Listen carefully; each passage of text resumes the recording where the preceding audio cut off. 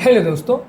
यदि किसी व्यक्ति को हार्ट फेलियर की वजह से खांसी हो रही है या यदि किसी व्यक्ति को लंग्स की प्रॉब्लम या बीमारी की वजह से खांसी हो रही है, तो इन दोनों चीज़ों में हम कैसे डिफ्रेंशिएट या फ़र्क करेंगे, आज इसको बात करेंगे। काफ़ी पेशेंट ऐसे होते हैं जिनको खांसी होती है, खांसी की समस्या लेके आते हैं, लेकिन कुछ इंपॉर्टेंट फीचर्स है जिनकी बेसिस पे हम क्लिनिकली फ़र्क कर सकते हैं कि व्यक्ति को हार्ट का प्रॉब्लम है या लंग्स का प्रॉब्लम है। ऑब्वियसली जांचें करने के बाद तो फाइनली डिफ्रेंशिएट हो ही जाता है कि हार्ट का प्रॉब्लम है या नहीं, लेकिन कई बार ये इंपॉर्टेंट क्लिनिकल पॉइंट्स का यदि हम ध्यान रखेंगे तो ये डिफ्रेंशिएशन करने में भी हमारी मदद होगी और हम फाइनल डायग्नोसिस तक या फाइनल ट्रीटमेंट स्ट्रैटेजी तक आसानी से पहुंच पाएंगे। तो आज का टॉपिक है हार्ट फेलियर के कफ और लंग्स की प्रॉब्लम के खांसी में क्या डिफरेंस होता है, इसको हम कैसे फ़र्क करें। टॉपिक पर जाने से पहले जो लोग हमारे चैनल पर नए हैं उन्हें रिक्वेस्ट करूँगा कि चैनल को सब्सक्राइब करें, वीडियोज़ को लाइक करें, शेयर करें, फॉलो करें, कमेंट करें, पूरा देखें। टॉपिक बहुत ही इंपॉर्टेंट है इसलिए इसे एंड तक दिखेगा। चलिए शुरू करते हैं पॉइंट वीडियो।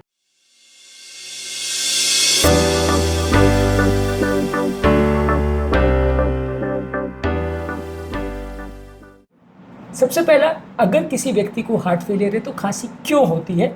ज़्यादातर अगर किसी व्यक्ति को हार्ट फेलियर है तो उसके लंग्स में धीरे धीरे करके पानी भरने लगता है। अब अगला क्वेश्चन ये आता है कि पानी कहाँ से भरता है।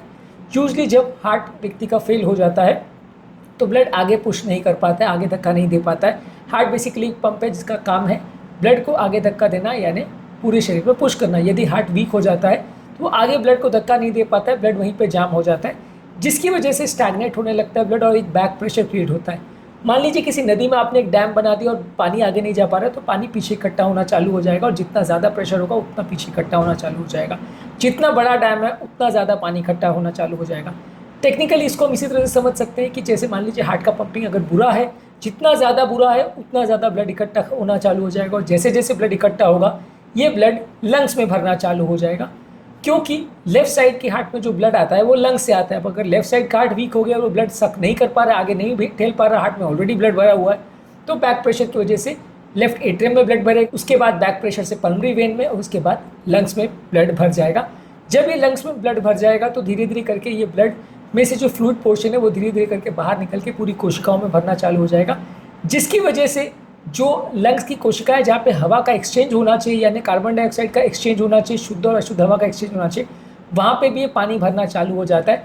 जब ये पानी भरना चालू हो जाता है तो जिस तरह से व्यक्ति को अगर पानी में डाल दिया जाए और वो डूबने लगता है, उसी तरह से लंग्स का जो एयर वाला पोर्शन है वो भी डूबने लगता है और धीरे धीरे करके वहाँ पे पानी भरने लगता है, जिसकी वजह से उस पानी को निकालने के लिए एक प्रोटेक्टिव मैकेनिज्म एक्टिवेट होता है, वो खांसी करके उसको निकालने की कोशिश करता है। नॉर्मली जो है खांसी जो है एक प्रोटेक्टिव मैकेनिज्म है जिसमें अगर श्वास की नली में कोई भी चीज़ आ जाए तो उसको निकालने का प्रयास होता है। यहाँ पे भी लंग्स के अलग अलग जगह पे पानी भरना चालू हो जाता है। उस पानी को निकालने के लिए हार्ट फेलियर के पेशेंट्स में भी खांसी होती है। इंपॉर्टेंट बात यह है कि ज़्यादातर ये खांसी सूखी होती है, ज़्यादातर ये खांसी चलने फिरने पर, मेहनत का काम करने पर और रात को सोने पर ज़्यादा होती है। ऐसा होने का कारण ये है कि व्यक्ति जब रात को सोता है तो पाँव में मौजूद जो एक्स्ट्रा ब्लड है वो ग्रेविटेशनल फोर्स की वजह से हार्ट की तरफ आता है। हार्ट क्योंकि ऑलरेडी वीक है, वो एक्स्ट्रा जो ब्लड आने लगता है उसको अकोमोडेट नहीं कर पाता है, उसको आगे धक्का नहीं दे पाता है। इसकी वजह से हार्ट में एक्स्ट्रा ब्लड बढ़ जाता है और जब हार्ट में एक्स्ट्रा ब्लड बढ़ता है तो वही ब्लड प्रेशर की वजह से वो लंग्स में बढ़ता है तो खांसी होने लगती है। तो रात को लेटने के बाद या सोने के बाद व्यक्ति को खांसी बढ़ जाती है। इसके अलावा चलने फिरने पर या मेहनत का काम करने पर भी यही सिचुएशन होती है कि जब चलने फिरने का काम या मेहनत का काम व्यक्ति करता है तो पूरे शरीर में ब्लड की रिक्वायरमेंट बढ़ जाती है, तो पूरे शरीर से ब्लड हार्ट में पहुँचता है, पर क्योंकि हार्ट वीक है, हार्ट ब्लड आगे नहीं भेज पा रहा है, इसलिए फिर एक्स्ट्रा ब्लड लंग्स में भर जाता है, फिर एक्स्ट्रा ब्लड हार्ट में भर जाता है और इस वजह से वापस खांसी होती है। तो यूजली हार्ट फेलियर का ब्लड जो है चलने फिरने पे बढ़ता है, मेहनत का काम करने पर बढ़ता है, रात को सोने पे बढ़ता है। लंग्स फेलियर के या रेस्पिरेटरी प्रॉब्लम वाली खांसी में यूजली ऐसा नहीं होता है। यूजली हार्ट फेलियर का खांसी बीमारी के ज़्यादातर लास्ट स्टेज में होता है या लेट स्टेज में होता है। यूजली अगर किसी व्यक्ति को अगर हार्ट का फेलियर अर्ली स्टेजेस में होगा तो खांसी नहीं होगी, जबकि इन कंपैरिजन लंग्स की बीमारी में पहले स्टेज में पहले दिन से भी खांसी हो सकती है, क्योंकि लंग्स की बीमारी का टिपिकल फीचर ही खांसी है। यहाँ खांसी के बहुत सारे कारण हो सकते हैं।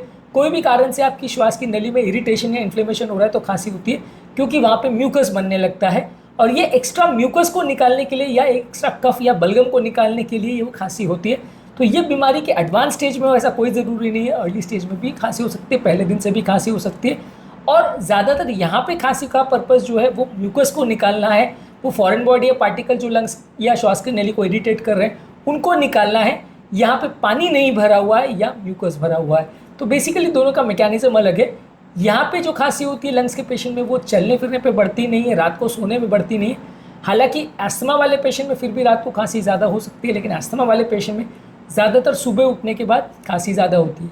इसके अलावा बाकी प्रोफाइल पेशेंट का देख के भी आप डिफ्रेंशिएट कर सकते हैं। अगर किसी व्यक्ति को हार्ट फेलियर का प्रॉब्लम है तो व्यक्ति को हार्ट के रिस्क फैक्टर्स होंगे, जैसे बीपी, शुगर, कोलेस्ट्रॉल, हार्ट के ब्लॉकेज की हिस्ट्री, हार्ट के पंप वीक होने की history, family history heart problem की, ये सारी चीज़ें मिलेंगी।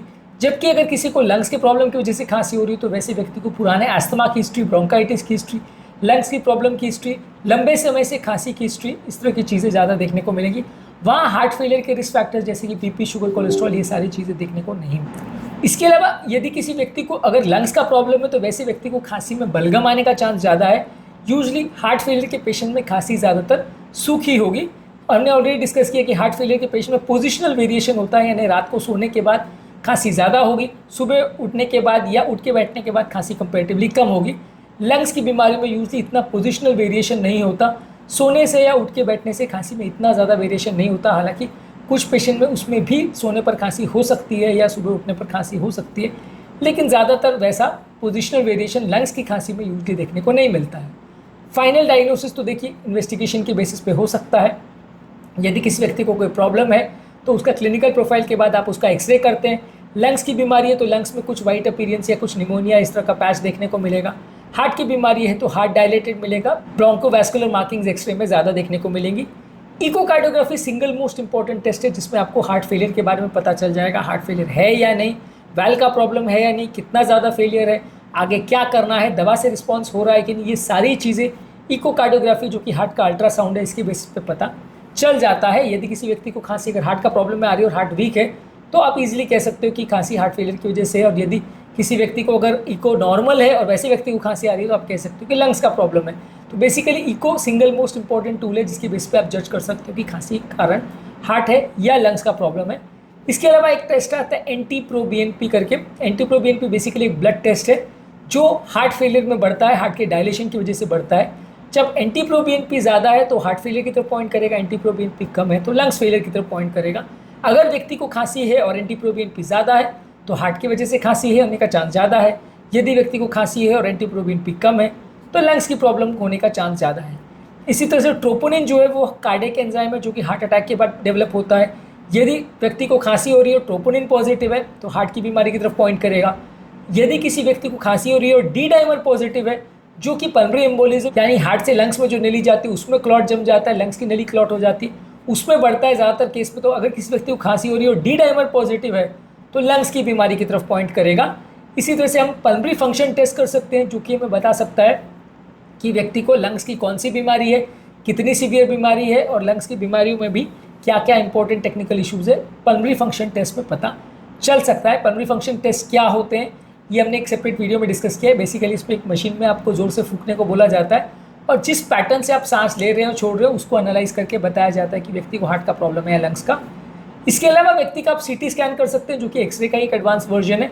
एक्सरे में जो चीज़ें डाउटफुल रह जाती हैं, मान लीजिए किसी को निमोनिया, कैंसर या कोई ऐसी बीमारी का डाउट हो रहा है तो CT स्कैन करके आप कंफर्म कर सकते हो कि एग्जैक्टली क्या है, कितनी सीवियर बीमारी है, आगे क्या करना है। CT स्कैन कुछ हार्ट से रिलेटेड पॉइंट्स के बारे में भी बता सकता है।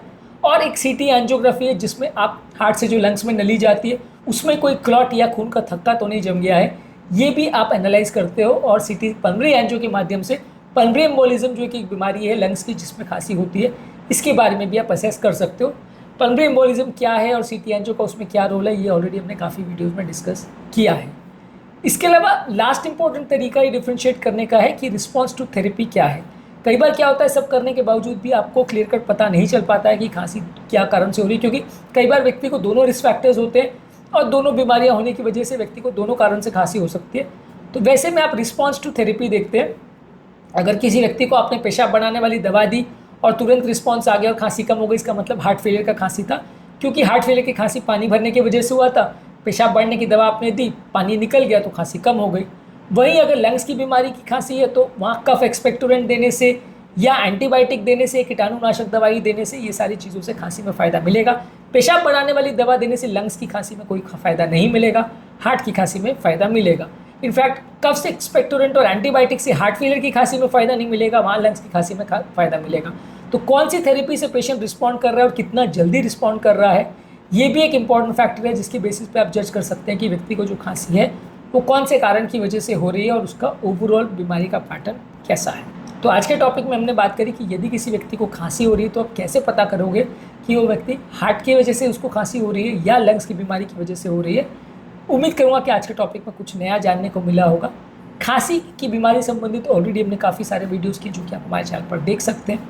टॉपिक एंड करने से पहले जो लोग हमारे चैनल पर नए हैं उन्हें रिक्वेस्ट करूँगा कि चैनल सब्सक्राइब करें, वीडियोस को लाइक करें, शेयर करें, फॉलो करें, कमेंट करें, पूरा देखें।